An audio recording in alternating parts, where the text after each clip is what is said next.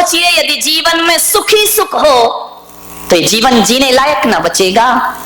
थोड़ी सुख भी होना चाहिए, थोड़ा दुख भी होना चाहिए। पिक्चर देखी ना तुमने, कभी खुशी कभी, कितनी जल्दी याद आ गया। अभी मैं बोल देता कि किसी तीर्थंकर के नहीं मालूम मारा।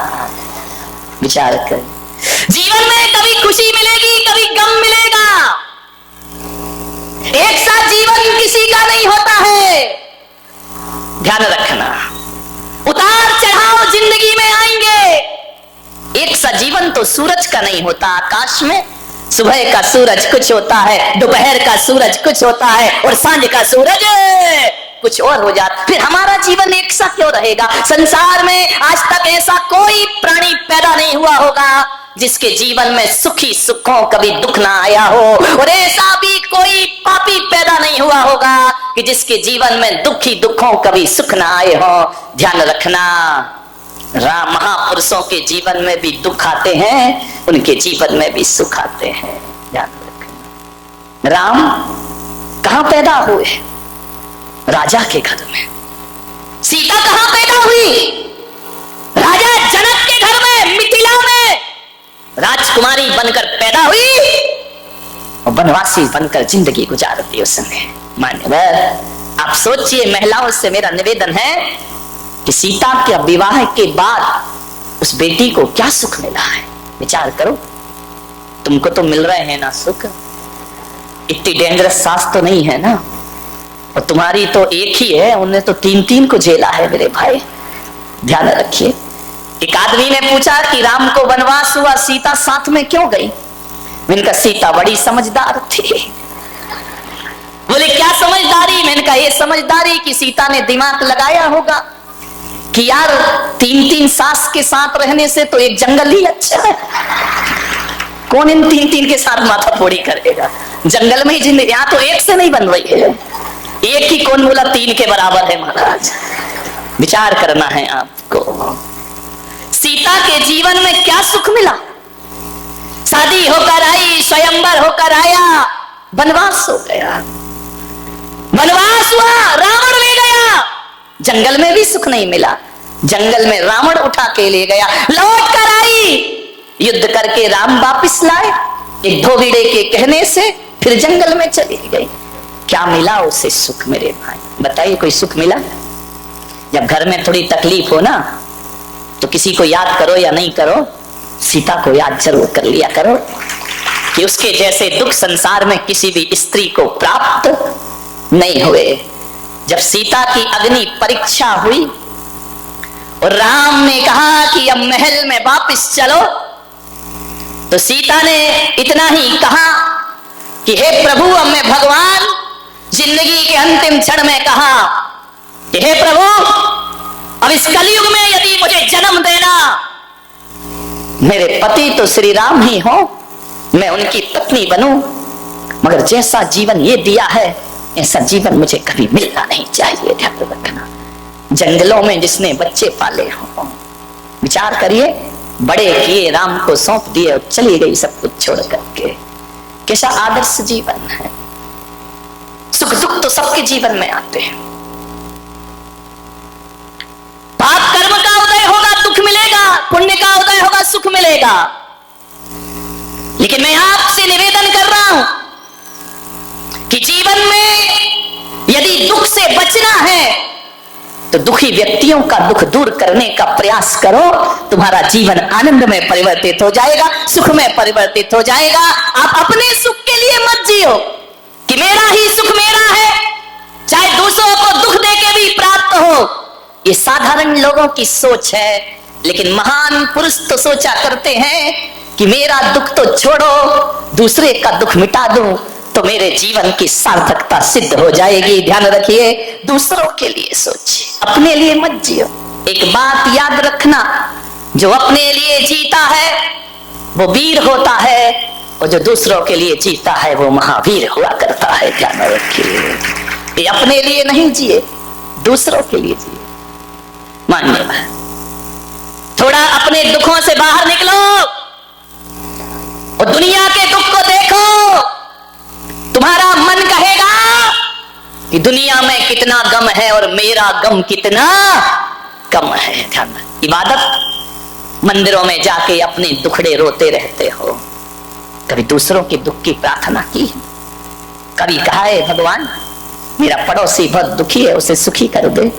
कभी निकल बोला है कभी? हाँ, पढ़ लेते हो शांति पाठ में, सर्वे भवन्तु सुखिना सर्वे, ये बकवास है, बोलते बस हो, मन में तो ये रखते कि सत्यानाश हो पड़ोसी का।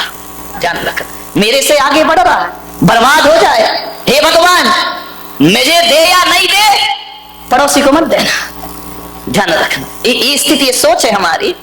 एक भगवान की पूजा कर रहा था, पूजा करते समय महादेव प्रसन्न हो गए। महादेव ने कहा कि मांग वरदान, तो बोले सही में दोगे? अरे बोले अपने जैसा बेईमान क्यों समझ रहा है, मांग मिलेगा। तो बोले दो भगवान। बोले क्या तेरे पास क्या नहीं है? बोले सब है, लेकिन दुख इस बात का है कि जो मेरे पास है वही पड़ोसी के पास है। तो भगवान ने कहा तू पड़ोसी का टेंशन मत कर, तू मांग, क्या मांग रहा है? बोले भगवान मैं तो इतना ही मांग रहा हूं कि जो पड़ोसी के पास हो वो मेरे पास डबल होना चाहिए, बस इतना ही सुख चाहिए मुझे। एक बात बताऊं, आदमी अपने दुख से दुखी नहीं है, आदमी पड़ोसियों के सुख से ज्यादा दुखी है। उसके घर में शांति कैसे? और महिलाओं के तो, यहां की महिलाओं की बात नहीं कर रहा हूं, कौन बोला औरंगाबाद वाली आज आई हैं? ध्यान रखना, विचार करिए, महिलाओं का तो यही है, यदि पड़ोस के घर में शांति है तो कानाफूसी करो थोड़ी सी। सास बहू प्रेम से कैसे रह रही हैं? थोड़ा बहुत सभा में चूहिया छोड़ दीजिए, इतनी होशियार होती हैं महिलाएं। यहां वाली नहीं, यहां वाली तो बहुत सीधी है, जलेबी की तरह, इतनी होशियार कि पड़ोस के घर में जाएंगी, बहू बैठी है, अब मालूम है क्या करेगी? पड़ोस के घर जाके उठ के आ रही कि अब मैं चलती हूँ, और आते आते बहू के कान में कुछ कह दिया, बस इतना ही कहा कि अब मैं जा रही हूँ। सास देख रही है, अच्छा कान में कह रही, इसका मतलब मेरे खिलाफ कोई षड्यंत्र चल रहा है। और उसने कुछ नहीं कहा, उसने इतना ही कहा कि मैं जा रही हूँ, और वो भी तीली लगाने आई थी, कोई घर को सुखी करने नहीं आई थी, कान में कह के चली गई। अम्मा ने देखा, क्यों, क्या बोल रही थी वो?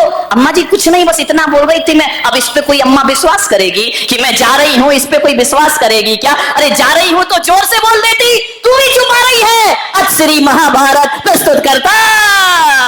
ऐसे घरों में आग मत लगाइए मेरे भाई, क्यों किसी के घर उजाड़ते हो? घर बसाना सीखो मेरे भाई, उजाड़ो मत। एक जगह शादी हुई, एक अम्मा ने पूछा क्यों तू 10 दिन से मंदिर में नहीं दिखी? बोले क्या करूं बहन, लड़के की शादी थी इसलिए मैं नहीं आ पाई। हो गई तेरी शादी? बोले हो गई। बोले कहाँ की बहू है? बोले औरंगाबाद की। बोले औरंगाबाद की? बोले हाँ।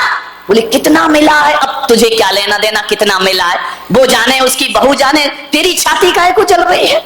क्या मिला दहेज में? अरे भाई दहेज दहेज में छोड़ो, हमने तो महाराज के प्रवचन सुन लिए थे कि दहेज लेना पाप है, एक साड़ी में लड़की लाए हैं, हमने कोई दहेज नहीं लिया है। अरे अम्मा ने माथा फोड़ा मंदिर में, बोली धत तेरे की, तू भी महाराजों की बातों में लग गई। उनके तो ना आगे कोई ना पीछे कोई, तेरी तो गृहस्थी लगी है। 1 घंटे के प्रवचन में हीरा सा बेटा फ्री में बेच दिया, तेरे की सत्यानाश। हीरा सा बेटा, अब जब इतना हीरा सा था तो तूने अपनी लड़की क्यों नहीं दी? ऐसे घरों में आग लगाई जाती है, ध्यान रखना। हीरा सा बेटा कौड़ियों के भाव में बेच दिया, मैं होती तो लाखों रुपए लेती दे। अब बता, उस बुढ़िया के दिमाग में कचरा डाल दिया इसने। वो इतनी खुश थी बेचारी, और ऐसे मीठे शब्द बोल बोल के कचरा डाल दिया कि हीरा सा बेटा। जब हीरा सा था तो तुझे पहले का कीड़ा सा दिख रहा था वो। ध्यान रखिए, मत उजाड़ो किसी के घर, ध्यान रखिए, घरों को बसाइए, किसी के घरों को बर्बाद मत करिए। आओ, ये इंसान एक मंदिर के समान हुआ करता है, और ये धरती उस तीर्थ स्थान के समान हुआ करती है जहां हम लोग रहा करते हैं। मान्यवर, एक तीर्थ जैसा वातावरण बनाइए, जीवन स्वर्ग हो जाएगा आपका। किसी के घरों को बर्बाद मत करो। तुम्हें क्या लेना देना दहेज मिले नहीं मिले? आजकल मंदिरों में ये पद्म पुराण नहीं पढ़ती, बुढ़िया पुराण ज्यादा पढ़ती हैं। पुराण तो खुला ही रहता है, रामायण दूसरी चलती रहती है। पता चला इतनी देर मंदिर में क्या बोले स्वाध्याय कर रही थी। अब तुम्हारे स्वाध्याय में बकवास के सिवा होता क्या है? बोलो निंदा पुराण है और कुछ नहीं है। 2 लाइन पढ़ते हो, घंटा भर बुराइयां करते हो, इसकी बुराई उसकी बुराई, और कोई नहीं मिला तो बुलक सागर आए, इनकी बुराई कर लो थोड़ी सी। ध्यान रखिए, मुझे समझ ही नहीं आता, ये धर्म ध्यान है, ये स्वाध्याय है। 4 बैठ करके रामायण शुरू कर देती है अपनी, वो ऐसे वो वैसे वो ऐसा। अरे मैंने एक महिला बड़ी बुराई कर रही थी मंदिर में बड़ी जोर जोर से, ये महाराज वैसे वो महाराज वैसे, उसकी बहू ऐसी उसका बेटा ऐसा। अरे तो मैंने कहा इधर आई, ये कर क्या रही है? बोले क्या कर रहे हैं? धर्म ध्यान कर रहे हैं। मैंने कहा ये धर्म ध्यान हो रहा है, एक दूसरे की बुराइयां कर रही हो, एक दूसरे महाराजों की बुराइयां निंदा कर, ये धर्म ध्यान है तुम्हारा? बोली महाराज जो आपने सिखाया वही तो कर रहे। मैंने कहा मैंने क्या सिखाया? बोले आपने तो कहा था कि रोज आलोचना पाठ पढ़ा करो।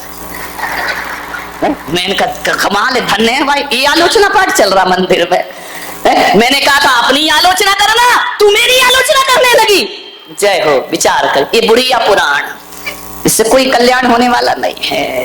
ये ग्रंथ आचार्यों ने लिखे थे अपने कल्याण के लिए, तुम लग गई जगत के कल्याण के लिए। वाह रे आदमी, पंडित खाए काकड़ी, गुरु दूसरों को दे आकड़ी। मेरे भाई ये स्थिति बन गई हमारे स्वाध्यायों की, हमारे मंदिरों की। मैंने एक महिला से पूछा कि मंदिरों में इतनी बुराइयां क्यों करती हो? बोले इससे अच्छा स्थान मिलेगा कौन सा है? लोग धार्मिक भी समझते हैं और अपना काम भी हो जाता है। याद रखिए मान्यवर, मंदिरों को अपवित्र मत करिए, विचार करना है।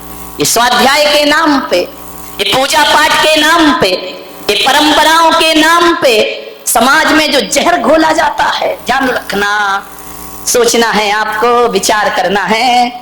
ये मोक्ष के रास्ते सदा सदा को बंद हो जाया करते हैं। अरे मोक्ष के रास्ते वो नहीं होते हैं जो समाज को 2 भागों में बांट दे। मोक्ष के रास्ते तो वो होते हैं जो शेर और गाय को एक घाट पानी पिला दे, वो मुक्ति का रास्ता हुआ करता है। सांप और नेवला को एक साथ बिठा देता है, वो मुक्ति का रास्ता हुआ करता है। ध्यान रखिए, कुछ नहीं है, सब बकवास। जिसे धर्म समझ रहे, धर्म धर्म सब कोई कहे, धर्म न जाने कोई। ध्यान रखिए।